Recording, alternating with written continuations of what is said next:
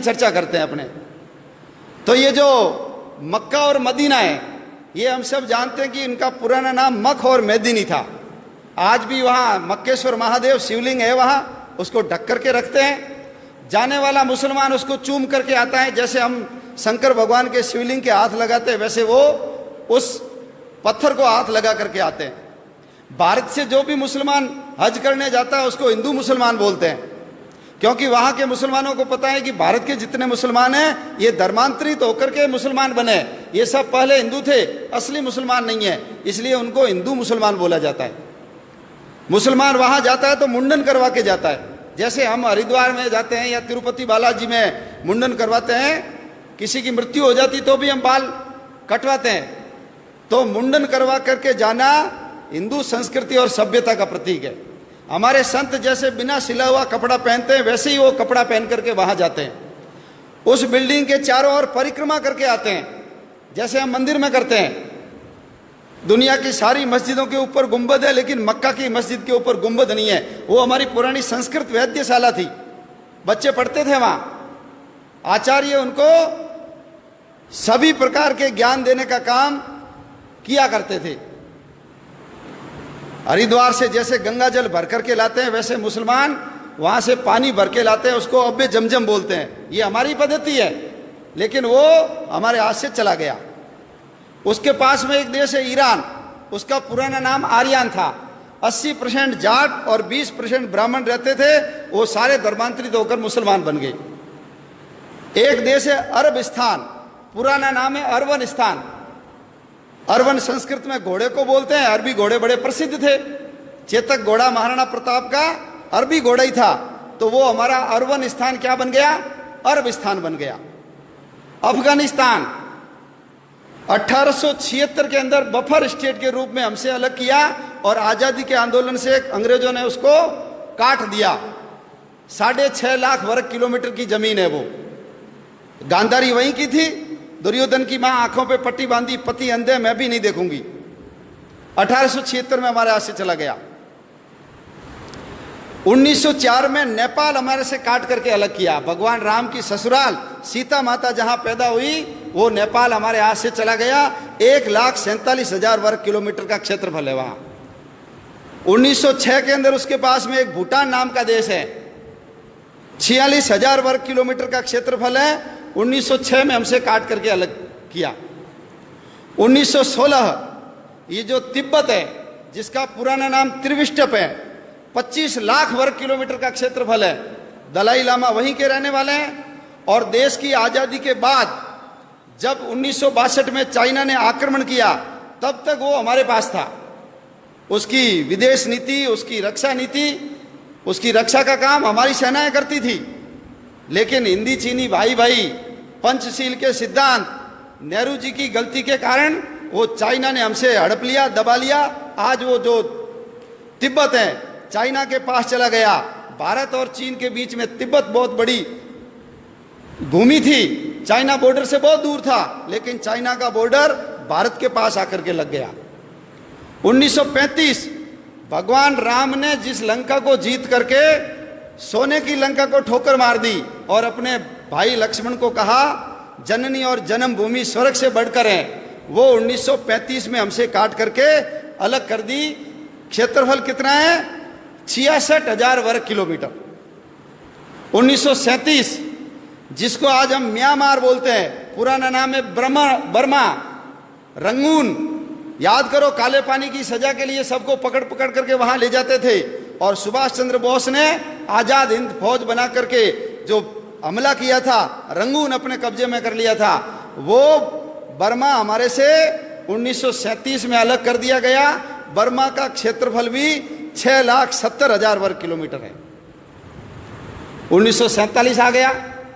1947 में ये जो बांग्लादेश, उस समय उसका नाम पूर्वी पाकिस्तान था, 1.5 लाख वर्ग किलोमीटर। और ये जो पश्चिमी पाकिस्तान 8 लाख वर्ग किलोमीटर, 9.5 लाख वर्ग किलोमीटर की जमीन 1947 में हमसे काट करके अलग कर दी गई। बहुत पवित्र स्थान हमारे हाथ से चले गए। सरस्वती नदी गई, जिसके किनारे सारे शास्त्रों की रचना सारस्वत ब्राह्मणों ने की, वो हमारे यहाँ से चली गई। झेलम नदी चली गई, जिसके किनारे पर पौरस ने सिकंदर के दांत खट्टे किए थे, वो झेलम नदी गई। सिंधु नदी चली गई हमारी।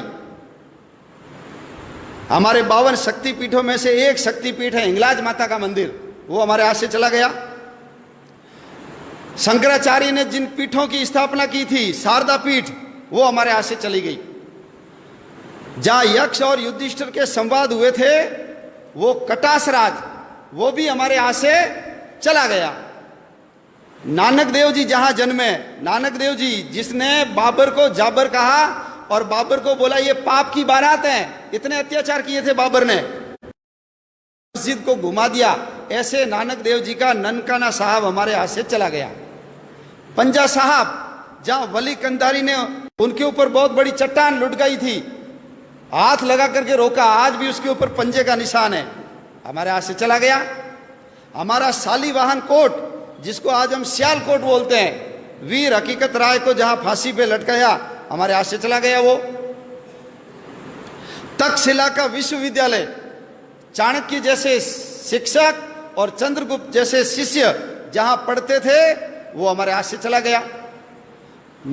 हड़प्पा और मोहनजोदड़ो, सबसे पुरानी सभ्यता के अवशेष जहां पर है, वो हमारे हाथ से चला गया। हरि सिंह नलवा, बच्चे रोते थे तो मां कहती थी चुप हो जा नहीं तो हरिया आ जाएगा। हरि सिंह नलवा ने पठानों को पीट पीट करके ये सलवार पहना दी, मुसलमानों को महिलाओं की ड्रेस पहनने के लिए मजबूर कर दिया। ऐसे हरि सिंह नलवा का जन्म स्थान हमारे हाथ से चला गया। महाराजा रणजीत सिंह की समाधि लाहौर में, लाहौर वही लाहौर है जहां जिसको भगवान श्री राम के बेटे लव ने बसाया। पुराना नाम लवपुर था, अभी उसका नाम लाहौर हो गया। कुश ने जिस कुशपुर को बसाया था, उसका नाम वर्तमान में कुसूर है, वो भी हमारे हाथ से चला गया। कश्मीर हमारे हाथ से चला गया। 2,22,000 में से 1,21,000 वर्ग किलोमीटर की जमीन पाकिस्तान ने ले ली, कश्मीर हमारे हाथ से चला गया। 1962 में चीन ने जब आक्रमण किया तो 35,500 वर्ग किलोमीटर की जमीन चीन ने दबा ली। और 1990 में 3 बीघा जमीन तो हमने पाकिस्तान को दान में कर दी। समुद्र तट के अंदर बसा हुआ मालदीव 3,000 वर्ग किलोमीटर का क्षेत्रफल है, वो मालदीव भी हमसे अलग हो गया। अंग्रेजों को समुद्र के अंदर अपने बेड़े रखने की जरूरत थी, इसलिए उन्होंने मालदीव को 1947 में ही अलग करके आजाद कर दिया। इतनी बड़ी भूमि, इतने 6 प्रांत हमारे हाथ से चले गए, कुल 62 जिले गए। और जिस समय देश का विभाजन हुआ, हमारे कबूतर उड़ाने वाले अंकल जी जब लाल किले पे खड़े होकर के अपने शेरवानी के तीसरे बटन हॉल में गुलाब की कली सजा करके भाषण दे रहे थे, उस समय पाकिस्तान की सड़कों के ऊपर हमारी माँ बहनों को नंगा करके उनके जुलूस निकाले जा रहे थे। रेलों के अंदर काट काट करके भर भर रेलें भेजी जाती थी, भाला टांग करके बच्चों की एक के ऊपर एक, जैसे सुई के ऊपर फूल डाल करके माला बनाते हैं, ऐसे बच्चों को डाल डाल करके गांधी जी के लिए तोहफा, नेहरू जी के लिए भेंट, ऐसा लिख लिख करके वहां से भेजा जा रहा था। नर कंकाल इधर से उधर किए जा रहे थे और हम गीत गा रहे थे, दे दी हमें आजादी बिना खड़ग बिना ढाल। एक बूंद भी खून नहीं बहाया और आजादी मिल गई, ऐसा उस गीत के अंदर वर्णन है। 12 लाख लोग मारे गए, 12 लाख लोग, 2 करोड़ लोग बेघर हो गए। लंबे लंबे मीलों लंबे काफिले, जितना सामान उठा सकते हो लेकर के चलो। कल्पना कर सकते हैं यदि कल हमको कह दे यहां से छोड़ के सब चले जाओ, इतना आलीशान मकान, इतनी बड़ी दुकान, फैक्ट्री, क्या बीतती है मन के ऊपर। लेकिन यह इतिहास हमको नहीं पढ़ाया जाता, और नहीं पढ़ाने के कारण आने वाले समय में हम देश की रक्षा कर पाएंगे कि नहीं कर पाएंगे, प्रश्न चिन्ह खड़ा होता है।